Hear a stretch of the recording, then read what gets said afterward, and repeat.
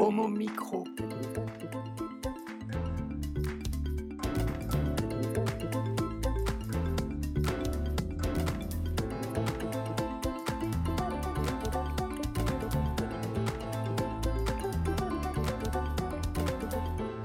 Bonsoir à toutes et à tous. Merci de rejoindre l'émission qui se prend au mot. Ravi, bien sûr, de vous retrouver.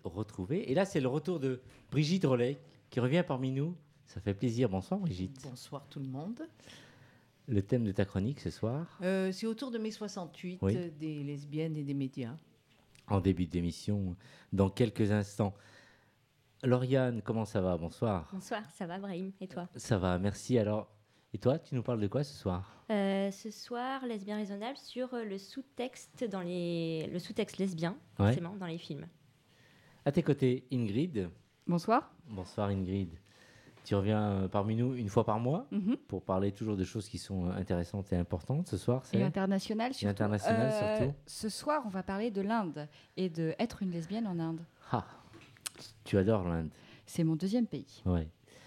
Catherine, qui revient aussi parmi nous. Comment ça va, Catherine? Bonsoir. Ça va, et toi? Une page politique ce soir. Ça va, merci. Une page politique à travers la mémoire et ce qui s'est passé récemment, le vandalisme de la plaque mémorielle dans le 2e arrondissement de Paris. Ouais. Il y a Isabelle qui nous demande que tu te mettes devant ton micro. Donc, on va te recéder le micro et que tu vas nous redire. Je disais que ce soir, nous allions parler mémoire et on va revenir sur l'acte de vandalisme homophobe qui s'est produit dans le 2e arrondissement, rue Montorgueil. Ouais. Merci d'être là, Isabelle. Bonsoir, Isabelle. Merci d'être là, Catherine. Bonsoir, Isabelle, qui a communiqué avec moi il y a un instant. Comment ça va, Isa? Ça va bien. Et toi? Ça va. 2 morceaux ce soir? Oui, 2 morceaux, comme d'habitude. Tu nous dis où ce sera la surprise? Bah écoute, on va laisser la surprise. Avant, j'oubliais quand même, il y a un mec derrière moi, parce que c'est vrai que c'est une spéciale fille ce soir, mais il y a quand même Mickaël qui est là, en fin d'émission. Tu vas intervenir et tu vas donc échanger avec un invité du Laos. Bonsoir Mickaël, tu vas pouvoir t'approcher, t'exprimer. Bonsoir Brahim, oui, en fait aujourd'hui donc, je suis venu avec un activiste du Laos et on va parler donc, de la situation des minorités sexuelles et de genre au Laos. Ouais. Voilà. Ce sera tout à l'heure en fin d'émission. Merci de rester avec nous. Homo Micro, l'émission qui se prend homo. Mai 68, lesbiennes et médias. C'est vrai qu'on est en mai, ça valait quand même le coup de marquer un peu mai 68, Brigitte. Oui, si ce n'est que je ne veux pas jouer les troubles faits, mais en fait, on fait comme si mai 68 avait marqué le début de tout et que subitement, il s'était passé des choses pour les femmes, pour les lesbiennes, pour les gays, etc. Oui. Je pense que c'est un peu plus compliqué que ça. Au moins, 68 aura permis aux femmes de se rendre compte que la grande révolution, elle n'y était qu'admise à titre de... d'assistante de bonne volonté, mais pas nécessairement en première ligne. Et de même, je pense que pour les lesbiennes qui se sont battues après auprès des femmes qui ont elles-mêmes créé leur propre mouvement, puisque 68, pour moi, c'est vraiment du côté des femmes et des lesbiennes, je dis femmes hétéros et lesbiennes, c'est la prise de conscience du fait que peut-être qu'il faut qu'elles se donnent d'autres moyens de lutter pour faire valoir des droits, qui ne sont pas d'ailleurs les mêmes pour les femmes hétéros et les femmes lesbiennes, mais... on n'a pas d'événements en France comme Stonewall aux États-Unis, c'est-à-dire qu'on va avoir des micro-événements, oui, autour des questions gays et lesbiennes, autour de mai 68, mais pas quelque chose d'aussi fondateur que ça le sera. Et d'ailleurs, mai 68, c'est un point de départ finalement de pas grand-chose, puisqu'il faut attendre plutôt les années 70 et parfois même un petit peu plus tardivement. Donc en fait, récemment, dans le cadre d'un travail, je me suis intéressée aux lesbiennes dans les médias. Et c'était assez intéressant de prendre justement... donc je suis partie des médias les plus... pas nécessairement dans un ordre chronologique, mais j'ai quand même je me suis intéressée à la presse pour voir un petit peu ce qui se passait. Et j'ai trouvé qu'il y avait des parallèles tout à fait fascinants entre les lesbiennes dans le mouvement des femmes et les lesbiennes dans le mouvement, enfin dans ce qui se crée ensuite au niveau des mouvements gays, puisqu'à l'époque on parle que de mouvements gays et pas encore LGBTQI. Et en particulier le fait que on a ce slogan très connu qui a lancé le MLF, il n'y a plus inconnu que le soldat inconnu, c'est sa femme. Et moi, j'ai trouvé qu'il y avait plus invisible que les invisibles dans les médias, et c'était les lesbiennes dans les médias, que ce soit la presse, la radio et le cinéma dans une certaine mesure. Donc en fait, je me suis un petit peu penchée là-dessus en essayant de voir historiquement ce qui s'était produit. Mais ce qui est intéressant, c'est que Alors je parlerai de la radio rapidement plus tard, mais au niveau de la presse, je ne sais pas si... il y a autour de la table des lectrices de Lesbia, qui est un vieux magazine, mais qui a été un des premiers. Et en tout cas, les femmes de Lesbia, celles qui avaient l'idée de faire un média différent, se sont retrouvées grâce à une petite annonce de Guépier, qui était aussi une publication gay au départ. Et en fait, on a l'impression, quand on regarde de façon un petit peu systématique les médias, qu'il y a toujours chez les femmes, elles participent au mouvement, Oui. au mouvement des femmes, au MLF, etc. Il y a une scission, parce que ça va bien de défendre l'avortement ou de défendre des choses qui ne les concernent pas directement, puisqu'à l'époque, les femmes lesbiennes ne s'intéressent pas à la procréation, en tout cas beaucoup moins qu'aujourd'hui. Et donc cette scission se fait, et après, elles vont suivre des groupes gays, se rendre compte que là encore, ce n'est pas tout à fait les mêmes...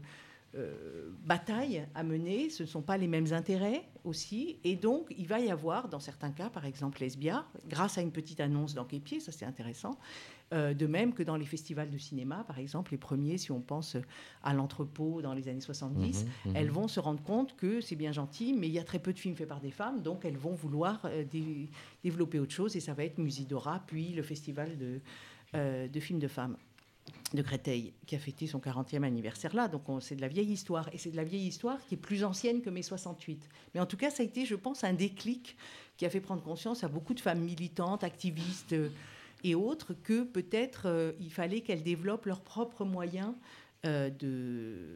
d'expression, leurs propres outils, que ce soit Lesbia, par exemple, ou d'autres festivals par la suite. Alors pour la radio, pour terminer, parce que ça, je trouvais ça très intéressant, je me suis servie pour la partie historique de l'encyclopédie des cultures gays et lesbiennes qui est sortie en 2003, qui avait été dirigée par Didier Héripon. La grande absente de cette encyclopédie, c'est la radio. C'est-à-dire qu'il n'y a pas d'entrée radio. Il y a une entrée presse, il y a une entrée cinéma, il n'y a pas d'entrée radio. Et j'ai trouvé que c'était quand même intéressant, parce qu'à côté de ça, il y a une entrée fréquence gay qui était, là encore, peut-être qui n'est pas connue ici, mais qui a quand même été une des premières radios gays et lesbiennes dans les années d'avant, puisque légalisation des radios anciennement pirates, mais qui va être une radio associative. Alors Fréquence Gay, aujourd'hui, ça ne s'appelle plus Fréquence Gay, c'est FG. C'est une radio qui n'est plus du tout gay, qui a d'ailleurs complètement changé de statut, puisque c'est une radio commerciale. Donc elle n'est plus du tout cette radio bénévole, associative qu'elle était au début. Mais on trouve sur Internet un site qui s'appelle Hexagone Gay, dans lequel, parce que c'est toujours la difficulté de trouver des sources pour cette histoire, et surtout pour l'histoire des femmes des femmes et des lesbiennes qui est encore assez peu écrite. Et en fait, dans Hexagone Gay, on voit reproduites des grilles de fréquence gay au tout début.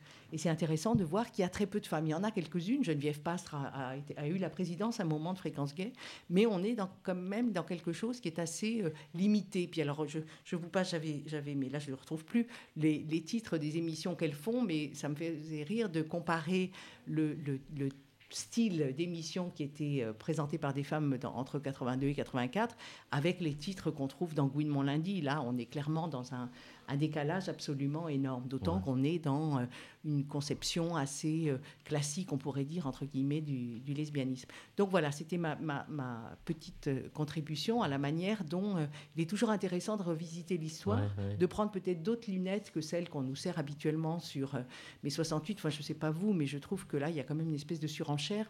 Je me dis, 50 ans, qu'est-ce que ce sera si je suis encore là dans 10 ans Ça va être absolument... Puis alors, je ne parle même pas quand ce sera le centenaire. Et donc, chaque fois, il me semble qu'on redécouvre quelque chose, mais pas nécessairement cette histoire-là, qui mérite quand même d'être connue et écrite. Mais alors, aujourd'hui, dans les médias, parce que la situation évolue quand même, donc quelles sont les lesbiennes qui sont visibles et qui osent dire... Mais je ne sais pas, déjà le terme évolution, moi je le prends toujours avec beaucoup de pincettes parce que tout changement n'est pas une avancée. Et ce n'est pas parce qu'il y a des lesbiennes, alors je ne sais pas s'il y en a tant que ça d'ailleurs, qu'il y a des journalistes qui parlent en tant que lesbiennes, puisque n'oublions pas qu'on est en France et que l'universalisme fait qu'on va vous dire que ce n'est pas la question. Déjà, les femmes qui parlent en tant que femmes, il n'y en a pas tant que ça, puisque là encore, c'est un petit peu problématique. Je parle des radios généralistes. Moi, je trouve que c'est très intéressant l'initiative de Gouinement lundi, puisqu'on est justement dans quelque chose. Alors, ce n'est pas une scission à proprement parler par rapport à Homo Micro, mais c'est une façon de proposer un espace non mixte, un peu dans la mood, j'aime pas ce terme, mais j'en trouve pas d'autre, qui était celle qu'on avait dans les années 70, où les femmes, justement, pour arriver à faire entendre une voix un petit peu différente, trouvaient qu'il était plus simple de faire scission ou sécession par rapport à un groupe plus général qui ne partageait pas nécessairement les mêmes points de vue. Donc évolution, je ne sais pas si évolution il y a. En tout cas, ce qui est sûr, c'est qu'on en parle beaucoup plus. Et alors, mais il y a quand même des lesbiennes qui sont assez reconnues dans le métier, mais qui n'osent pas dire. Moi, je ne veux pas donner de nom et balancer des personnes. Alors, est-ce que ces personnes, elles devraient quand même dire qui elles sont, ou finalement vivre leur métier et exercer sans forcément se révéler? C'est aussi à cause d'elles qui... Enfin, non, déjà, le à cause, je trouve que... Comment on parle d'évolution? Oui, mais moi, je ne parle pas d'évolution. Je ne parle pas d'évolution. Je parle du fait que aujourd'hui, c'est quelque chose dont on parle. Ouais. C'est-à-dire qu'il y a une visibilité du sujet. Mais visibilité du sujet de l'homosexualité dans les médias ne veut pas dire nécessairement qu'il va y avoir un coming out général de tous les hommes et femmes LGBTQI dans les médias français. C'est vrai. Mais dans les médias français, il y a quand même un certain nombre d'hommes qui aujourd'hui osent, même si c'est encore assez timide, ils arrivent à dire qu'ils sont homosexuels et ce sont des gens assez connus qui sont un peu partout en télé et en radio aujourd'hui.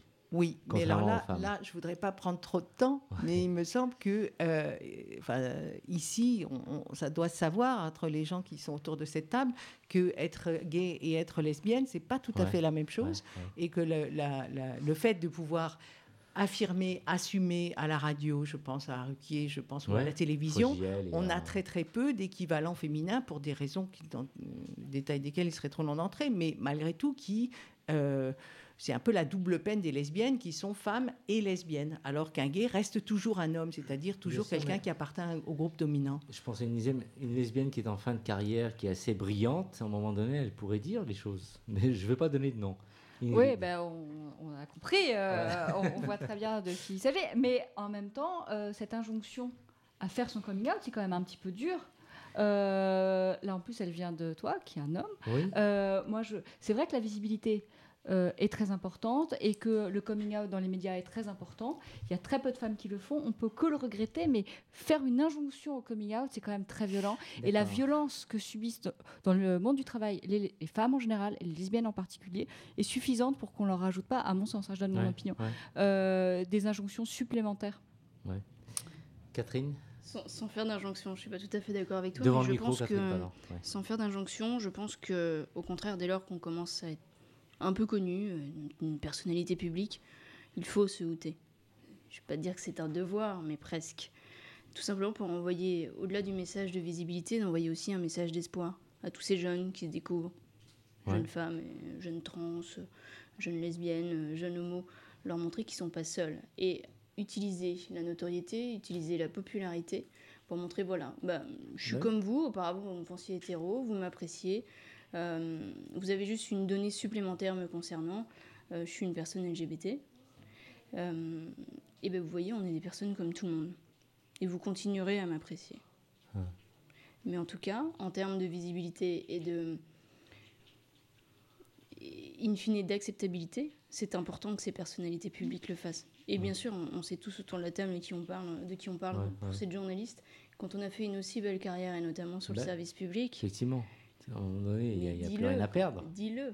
T'as plus rien à prouver, t'as plus rien à perdre. Réagir, Non, c'est... Je voulais juste ajouter à ça qu'il me semble qu'il y a une dimension générationnelle qu'il ne faudrait pas oublier. C'est-à-dire que ces femmes qui ont réussi, c'est ce que on voit ça dans d'autres domaines. C'est-à-dire que celle qui a réussi à un moment, qui a quand même dissimulé, qui a été quand même assez placard pendant un certain nombre de décennies, on va dire, n'ont pas nécessairement envie subitement de sortir. Déjà parce que je ne suis même pas persuadée qu'au fond d'elles-mêmes, elles se sentent cette âme de se dire « il faut que je parle, ça va être un exemple ». Moi, je n'y crois pas pour cette génération parce elle n'est pas du tout dans ce moule-là. On est loin, enfin elle est à peu près de la même génération que Françoise Gaspard qui elle a posé le fait en tant que femme politique, etc. Mais c'était quelqu'un qui était assez isolé par rapport de cette génération, par rapport à une démarche de ce type. Donc on peut pas cette idée il faut déjà chacun vit sa vie et puis on fait chacun fait au mieux, hein, chacun fait ce qui lui plaît et puis on fait ce qu'on peut aussi. Oui. Et je pense que la question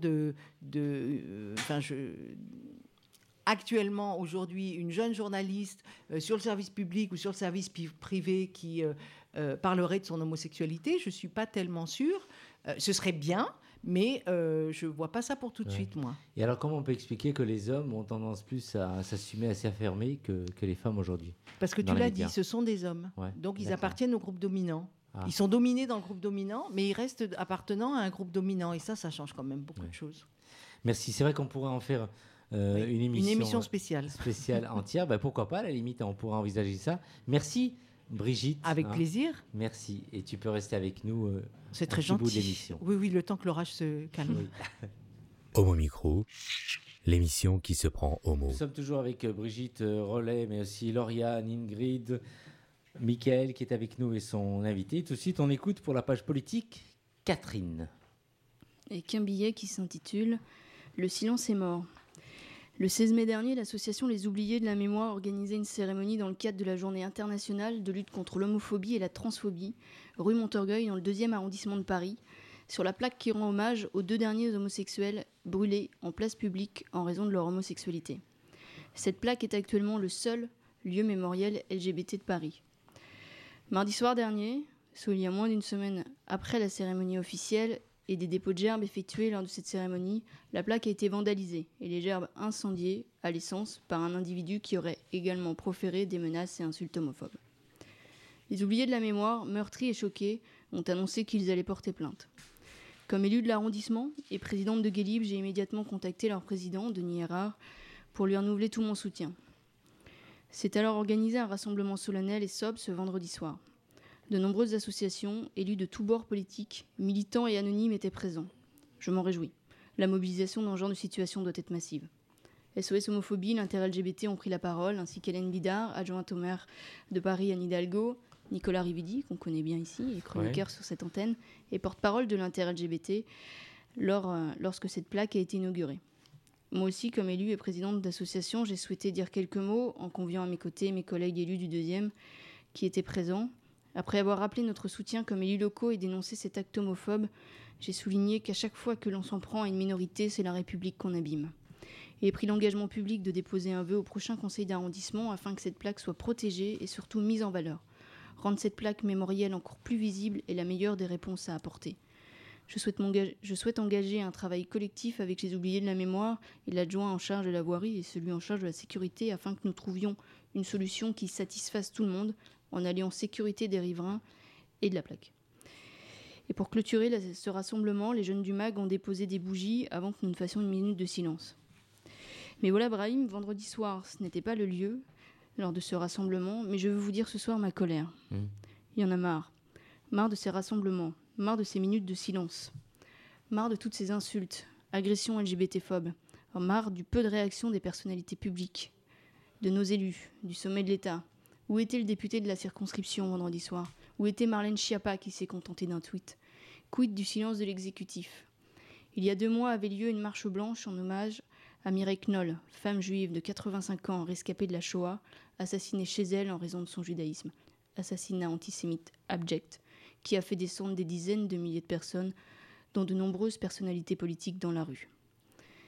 Est-ce que si demain un gay, une lesbienne, un ou une trans en France était assassiné en raison de son orientation sexuelle ou son identité de genre, la mobilisation serait-elle aussi massive ? Une marche blanche serait-elle seulement organisée ? Je ne le pense pas et c'est insupportable.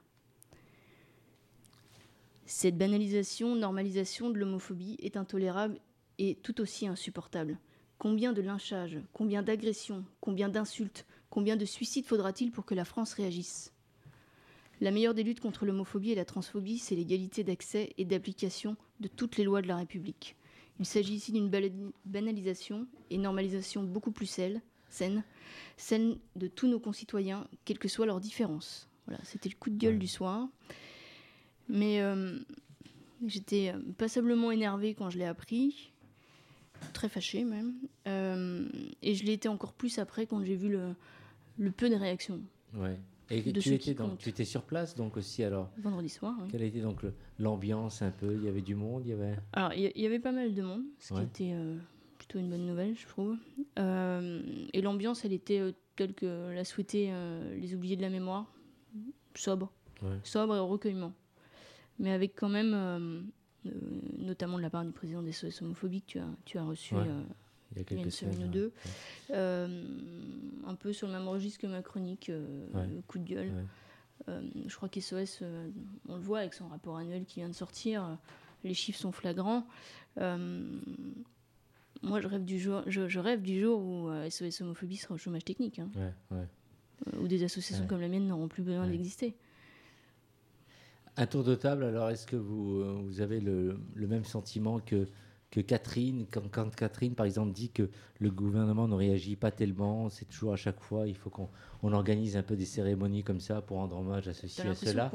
Ouais. qu'il y a une forme de hiérarchie de la discrimination, Ouais. et que finalement, casser du PD, c'est moins grave que casser du juif. Tu vois. Ouais. Historiquement, ça renverrait peut-être pas aux mêmes choses, je sais pas. C'est dommage. Enfin, moi, j'étais pas là le jour de la marche blanche, j'étais pas à Paris. Bien sûr, si j'avais été à Paris, j'y serais allée.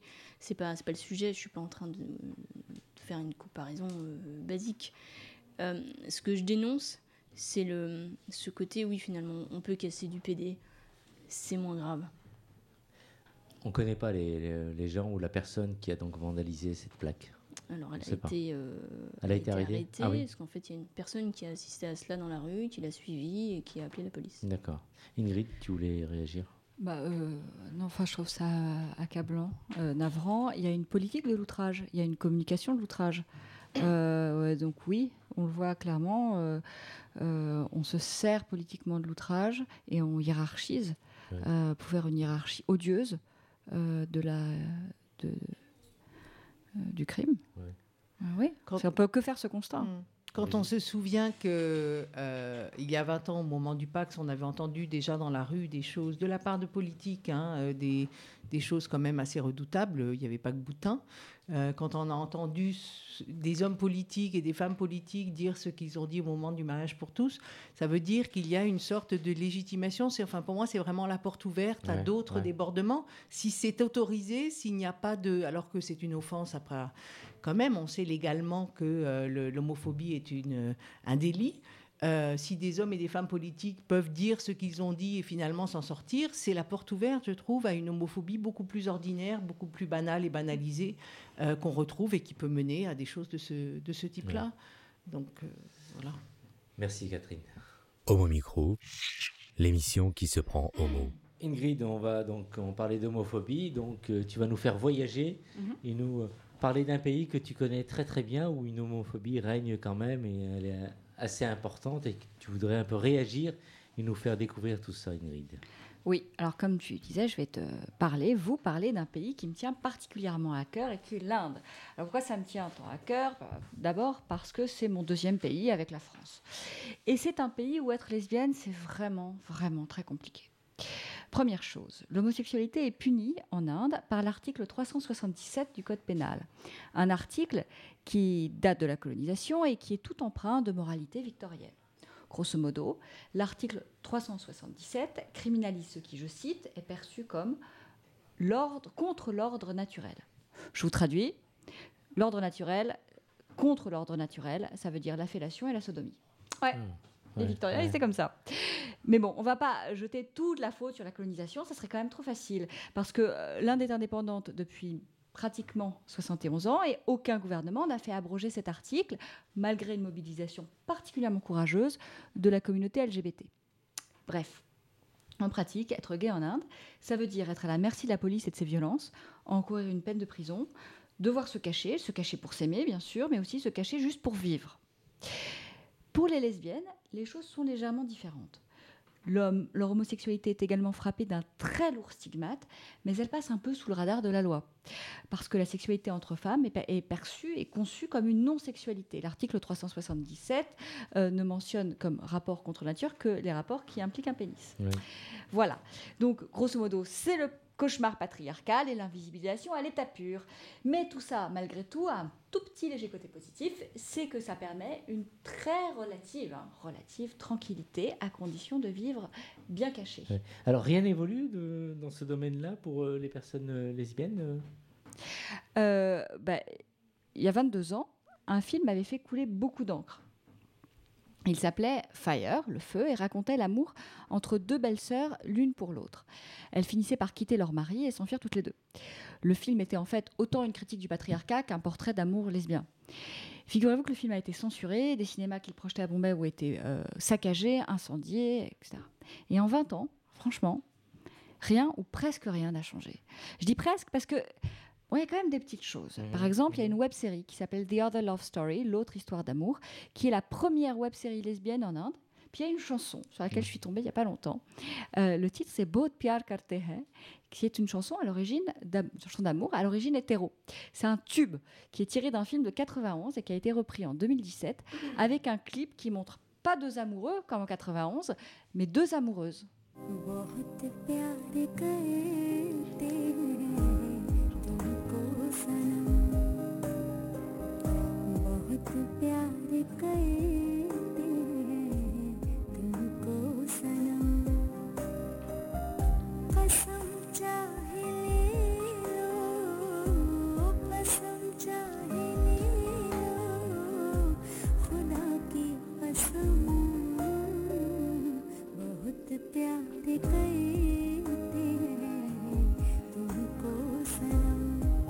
Ça donne envie. Bahut pyar karte hai tumko sanam, autrement dit, je t'aime tellement, mon amour. Bon, mais à part ce genre de reprise, ou bien la web-série, qui n'ont pas non plus un écho énorme et qui sont restées très confidentielles, il n'y a pas grand-chose en fait de mainstream. Et c'est pour ça que Monisha Adgaonkar a décidé de revenir à la charge en travaillant avec une des plus grosses agences de com du pays pour montrer à ses concitoyens qu'être lesbienne, c'est pas un drame, c'est pas un truc imaginaire, c'est pas non plus un délire d'occidental. Parce que oui, il y a beaucoup de gens en Inde qui pensent ça. Monisha Adgaonkar, elle est photographe et lesbienne et son projet s'appelle L for Love. Vous trouvez d'ailleurs des choses sur L for Love avec ce hashtag. Les gens envoyaient de façon anonyme des questions sur les lesbiennes. Je vous rappelle qu'en Inde, mis à part le porno ou la mise en scène dans la culture populaire des fantasmes masculins autour des lesbiennes, il n'y a aucune représentation contemporaine, aucune visibilité lesbienne, absolument aucune. Donc, bref, les gens pouvaient poser des questions de façon anonyme et ensuite, Monisha Adgaonkar faisait une réponse en photo. Des photos qui ne sont pas du tout faites pour choquer, mais pour montrer au contraire que les lesbiennes sont des femmes comme les autres, que les lesbiennes indiennes sont des indiennes comme les autres. Le but, c'est de parler enfin des lesbiennes, d'en finir avec les stéréotypes, de promouvoir la visibilité. Et tout ça, au fond, pour défendre, bien sûr, l'égalité des droits, quel que soit le genre, l'orientation sexuelle ou le statut marital. Alors, sur ces photos, qu'est-ce qu'on voit qui n'est pas choquant et qui est très indien ? Oui. Là, on voit des couples de femmes en sari ou en vêtements traditionnels, des couples qui font quoi ? Du yoga, une activité bien indienne, récupérée par la nationaliste, des femmes en sari, avec un petit garçon, des femmes en sari. J'insiste parce que c'est avec le vêtement national, avec le drapeau LGBT. Donc, on voit ce genre de choses. Donc je l'ai appelée et je lui ai demandé comment elle était arrivée à travailler sur ce projet. Et voici ce qu'elle m'a répondu. J'aime beaucoup travailler sur beaucoup de projets LGBT. Dans le passé, j'ai fait une vidéo LGBT, une pub sur le mariage entre lesbiennes. Et les gens d'Ogilvy ont vu ce travail et ils m'ont contacté. Et c'est comme ça qu'on s'est retrouvés à faire ce travail de portrait de photos de lesbiennes. Et du coup, quelles ont été les réactions ? On a eu des vraiment bonnes réactions. C'est chouette. On a été couvert par la presse partout en Inde, aux États-Unis, au Mexique, en France, partout. C'était génial cette attention au traitement des lesbiennes. Je me sens mal à ce sujet parce que quand on tape lesbienne dans Google, on ne trouve que du porno. Et nous, en Inde, on veut changer ça. En tout cas, on essaye. Mais en fait, pour vous, Monisha Adgaonkar, c'est comment d'être une lesbienne en Inde ? On a eu des super réactions. Beaucoup de gens ont vraiment aimé. C'était quelque chose de nouveau, de différent. J'ai eu des messages de fans, de followers comme cette fille qui m'a écrit pour me dire j'ai vu votre série de photos, j'ai pleuré pendant 2 heures et je suis encore en train de pleurer. C'est des messages incroyables que je reçois et je me sens tellement heureuse. Vous savez, comme ça, leurs voix sont entendues. Bon, c'était pas la bonne réponse, mais c'est pas grave, on a un petit problème technique. Grosso modo, elle disait que c'était difficile d'être une lesbienne en Inde. Très difficile, parce que la plupart des gens sont dans le placard. Ouais. Et je lui ai demandé comment elle voyait l'avenir pour les... Donc seulement comment c'était d'être une lesbienne, mais comment elle voyait l'avenir pour les femmes lesbiennes et plus généralement pour les femmes queer en Inde. Être lesbienne en Inde, heureusement, j'ai eu de la chance parce que j'ai mes amis. Mais ma famille ne m'a pas acceptée, donc j'ai dû commencer à travailler à 21 ans. Et j'ai pu vivre seule, donc pour ça j'ai eu de la chance. Le seul problème, c'est pour rencontrer des filles ou avoir une relation suivie. C'est pas facile. Toutes les filles avec qui je suis sortie étaient encore dans le placard. C'est pas facile de trouver l'amour ici. C'est le seul, c'est triste. Et aussi, les gens au travail vous jugent souvent, ils disent « Oh, c'est une lesbienne ». C'est fréquent, mais je ne laisse pas cela m'affecter. Bon, alors, c'est un petit peu compliqué, c'est un petit peu triste, effectivement. Et donc, dans ce contexte, on ne peut que se féliciter qu'une agence de pub, de com, ait envie de mettre en avant les lesbiennes. Ouais. En même temps, on ne va pas se raconter des histoires, ça fait aussi un petit peu gros coup de com', pinkwashing, etc. C'est vrai. Mais en Inde, si ça peut changer un petit peu la perception, notamment des acteurs économiques et des grandes marques, ça sera quand même pas mal, ça vaut le coup.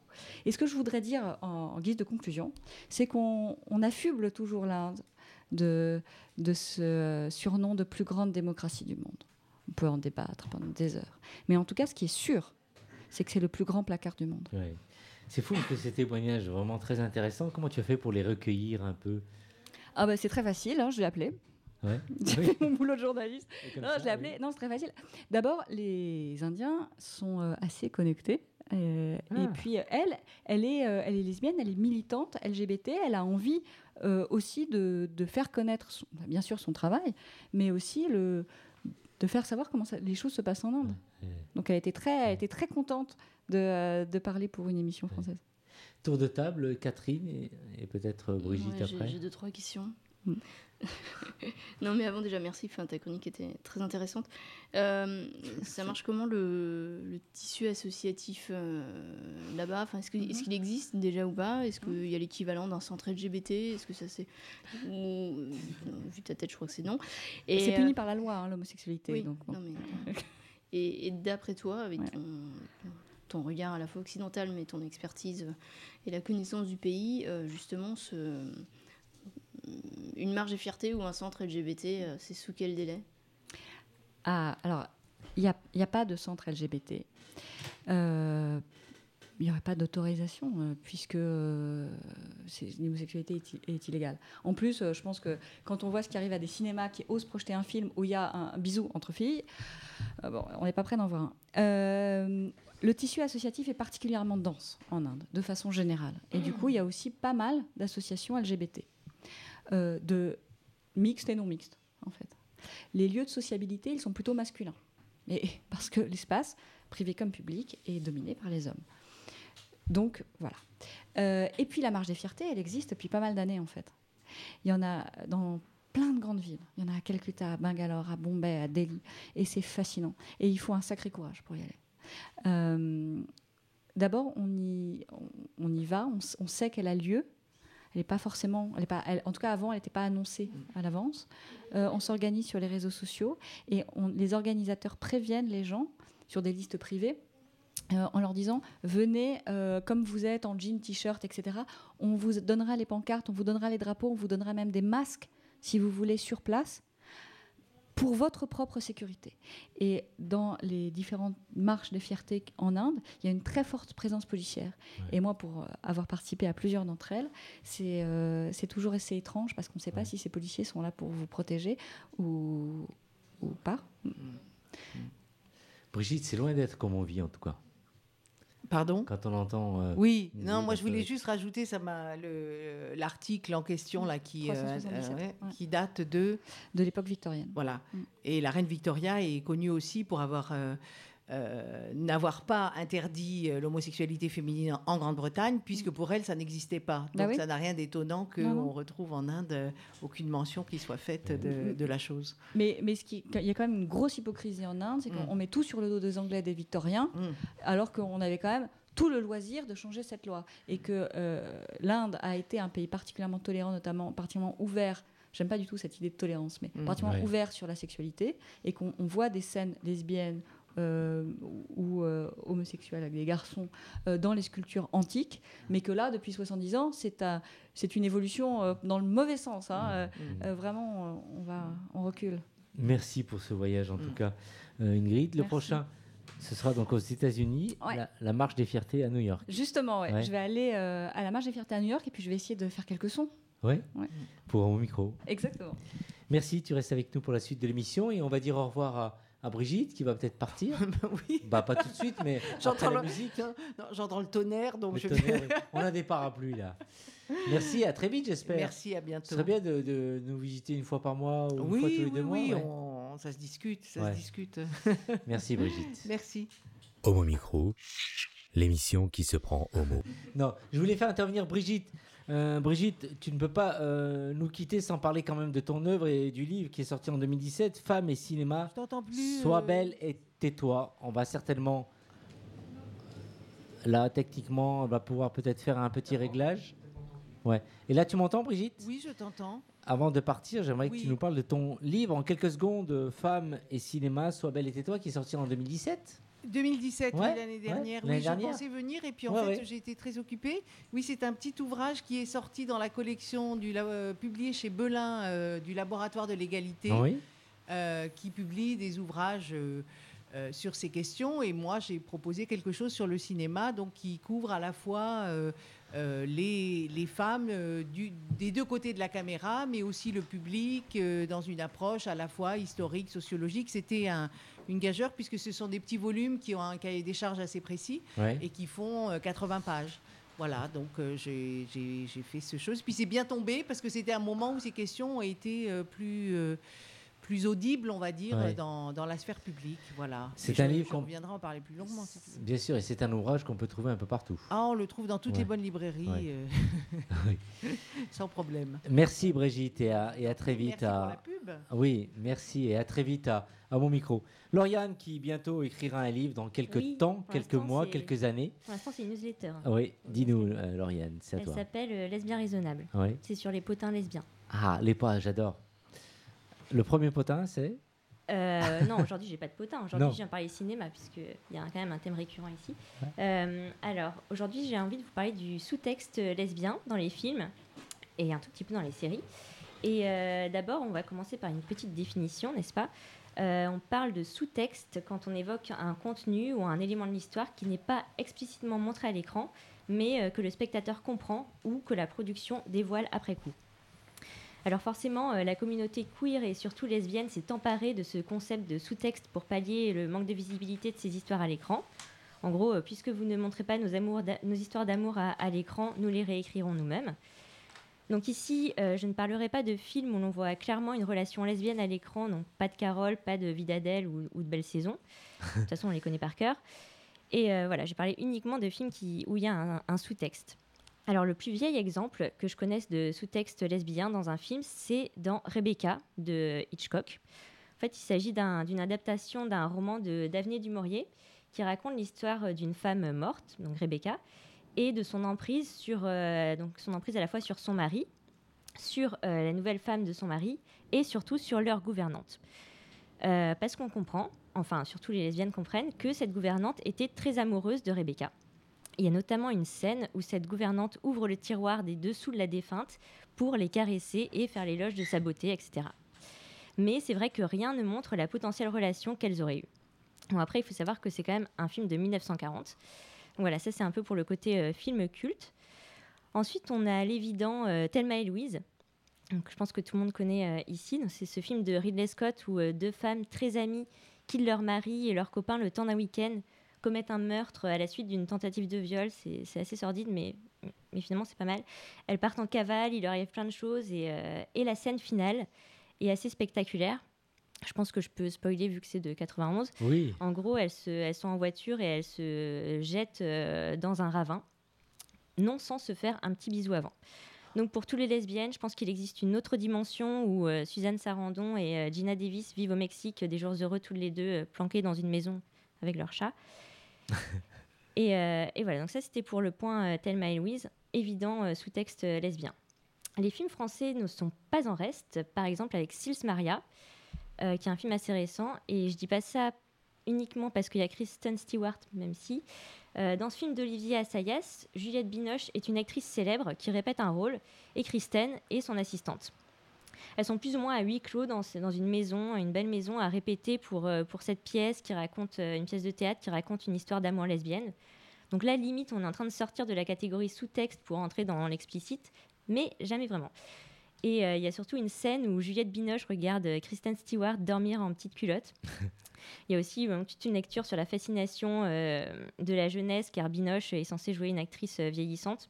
Mais clairement, on n'attend qu'une chose, c'est qu'elles finissent ensemble. Alors, plus surprenant peut-être, il y a parfois du sous-texte dans les Disney, et notamment dans La Reine des Neiges, avec le personnage d'Elsa, la princesse qui a des super-pouvoirs incontrôlables. Elle a congelé tout le royaume, en gros, avec ses pouvoirs de glace.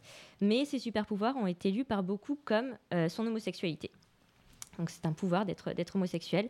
Et la chanson culte du film, Libéré, délivré, je vous ai fait grâce du son, est interprétée comme un hymne au coming out. Effectivement, quand on écoute les paroles, ça peut être lu comme ça. Donc Elsa, c'est vrai que c'est une des rares princesses sans prince. Et il y a une véritable mobilisation des fans sur Internet pour faire d'elle une lesbienne. Il y a même, dans le deuxième opus, il y a même un hashtag sur Twitter, Give Elsa a Girlfriend. Et l'actrice qui lui donne sa voix a complètement approuvé ce projet via un tweet. Bon, la réalisatrice, quant à elle, est beaucoup plus évasive, mais on espère que pour La Reine des Neiges 2, Elsa sera out. Bon, il y a du sous-texte aussi, évidemment, dans les séries. Et je voulais prendre l'exemple de Xena, mais en fait, je suis trop jeune.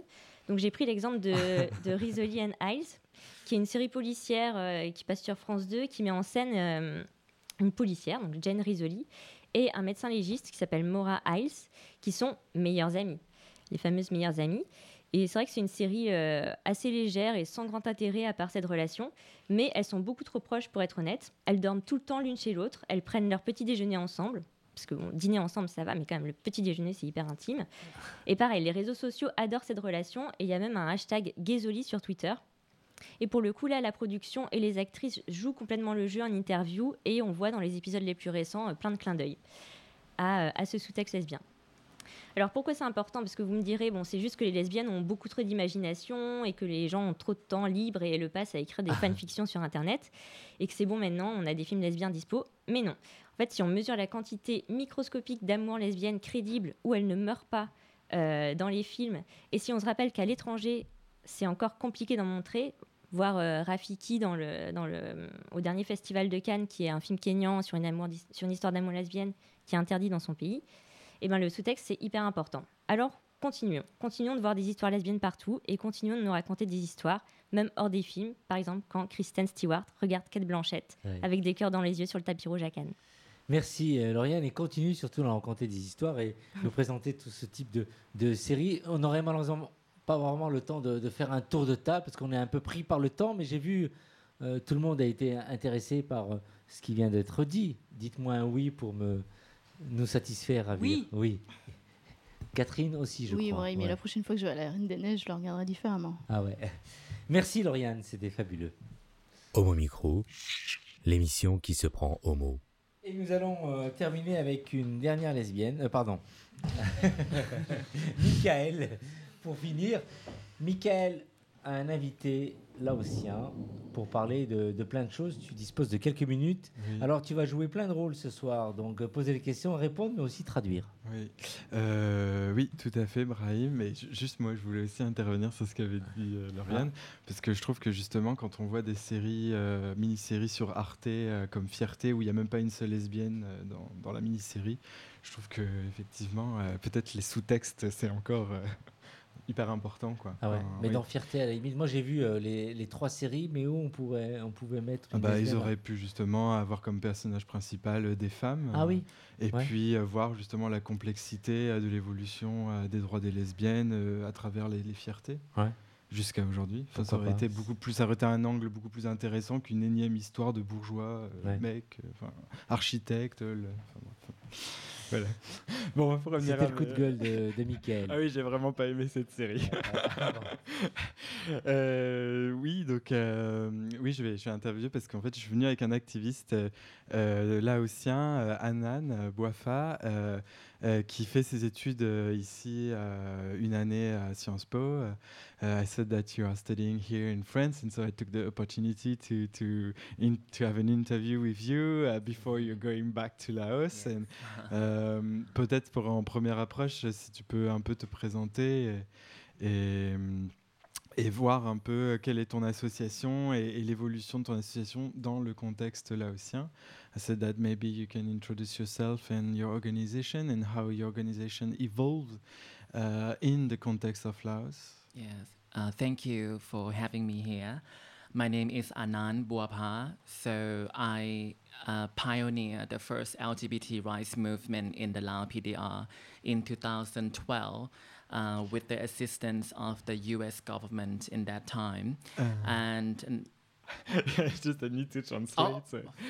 Donc, je suis Anan Bouafa et puis mon association est née en 2012 suite à the support of the United States Embassy, avec le soutien de l'ambassade des États-Unis.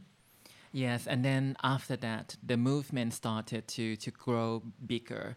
We had the participation from European Union, the UK, Germany, and it was viewed as a very Western initiative by the eyes of our government in that time. But after that, we tried to make it in the local context. Le mouvement a pris de l'ampleur, a été soutenu par l'Union européenne, l'Allemagne, le Royaume-Uni, et j'ai certainement oublié Danemark, peut-être, je ne sais plus. Danemark ? No, Germany. Donc l'Allemagne, et puis ça a été finalement perçu comme un mouvement d'occidentalisation. And the reason we got involved with those Western actors was because their foreign policy, talk a lot about the LGBT rights in their country. So that's why we took that opportunity to get them on board to help us raise awareness about LGBT and sexuality issues in the Lao PDR for the first time. Donc la raison pour laquelle nous avons accepter le soutien de ces ambassades étrangères était parce qu'elles parlaient de politique LGBTQI et LGBTI, LGBT, et donc you said that sorry, but you said that they were talking about LGBTI policies, but why did you accept it? It's just I don't know. Because they are the platform for us to speak out about these issues, because these people are also a donor. They are our government donor to social and economic development. So we took the opportunity to have them help us to speak out about this issue to our government and society. Donc pour nous, ça a été une occasion de bénéficier d'une plateforme de soutien pour pouvoir dialoguer avec notre gouvernement. Yeah, but however, the theme is not very like a Western context. We made it in local context, but of course we got the international government involved because we want to have a space to talk.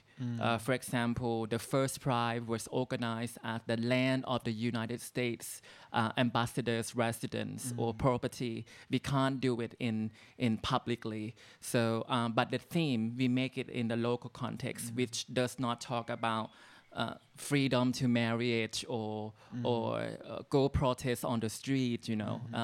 Notre première Pride a été réalisée dans l'ambassade des États-Unis. elle a été conçue par rapport à notre propre contexte, qui n'est pas le contexte occidental, qui est une démarche de revendication des droits, liberté d'expression, etc. Et nous, on a... So, what is your approach if it's not claiming for rights, because maybe your organization doesn't feel the need to claim for rights? So yes. Wow. So our themes, our approaches are 3 points. First, we want to talk about the equal health services for LGBT people, and that's the only thing that we can talk about LGBT community in Laos, because we are allowed to talk only HIV/AIDS prevention. Okay. So this is the first starting point to talk about LGBT rights. Pour nous, notre approche s'établit en 3 axes. Et le premier, c'est l'approche par la santé communautaire, notamment à travers le VIH/SIDA. Et parce que c'est le seul moyen pour nous de véritablement parler de communauté LGBT. Yeah, and then the second one, we want to eliminate stigma and discrimination among this community, especially at the educational institution and also the workplace, so they can work and they can go to school without worry about their own sexual orientation and gender identity. Le deuxième axe, c'est plutôt sur l'aspect stigmate et discrimination, notamment à l'école et sur les lieux de travail, afin que les personnes, les minorités sexuelles genre dans notre pays puissent s'épanouir dans ces 2 lieux. And the last one is we want to promote the idea of opportunity to employment, fair opportunity to employment, so they can contribute to social and economic development of Laos. So only 3 things that we talk in Laos. We can't talk about, it's not like we can't talk, but we want to make it in the context of Laos. Okay. Yes, donc le troisième axe, c'est employment, means to be hired by your company. Yeah, fair employment opportunity. La troisième axe, c'est plutôt sur l'emploi, dans l'accès à l'emploi. C'est donc les 3 axes sur lesquels nous on discute.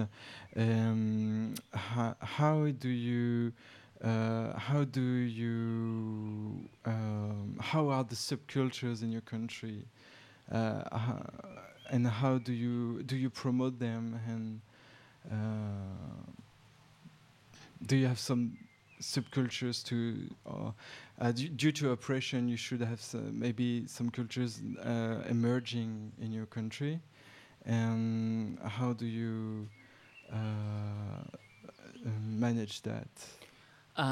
Actually, in Laos, we're quite lucky that the society accept us. It's pretty accepting country, because as you know, that we are very close to Thailand. You know about how open Thailand is in terms of gender minorities and LGBTI community, right? And Laos, they consume Thai media almost every day, I would say. So Thai, they project something very kind of LGBT accepting vibes through television. So Lao people, they look at that. So the tension is not very high.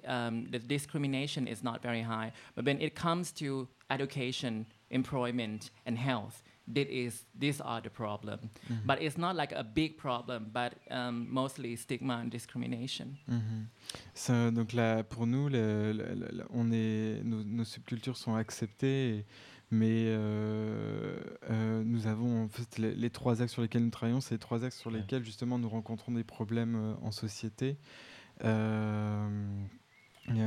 Brahim, tu as une question? Ouais, une question pour finir. De toute façon, vous étudiez en France. You're studying in France. Donc on aura l'occasion de vous réinviter chez nous. Question, on a beaucoup parlé de nos amies lesbiennes et avec nos amies lesbiennes. Comment les lesbiennes au Laos sont visibles. Est-ce qu'elles le sont? Est-ce que vous en côtoyez, vous, directement? So, Brahim is asking a question about women who have sex with women. Yeah. And the question is, have they a visibility in your country, and how is the situation for them? Yeah, the lesbian community, right? Actually, lesbian community in Laos, they don't face as much as they don't face a lot of stigma and discrimination as much as gay community. But in my organization now, we try to we have a new project working with lesbian community. Apparemment, il y aurait moins moins d'oppression que pour les gays. Mais disons qu'il y a son association a une approche beaucoup plus inclusive avec de nouveaux projets. C'est fini pour ce soir. Merci d'avoir été à l'écoute. Merci, à bientôt. Au revoir les filles. Et on doit rendre l'antenne, absolument. Au revoir. Homo Micro.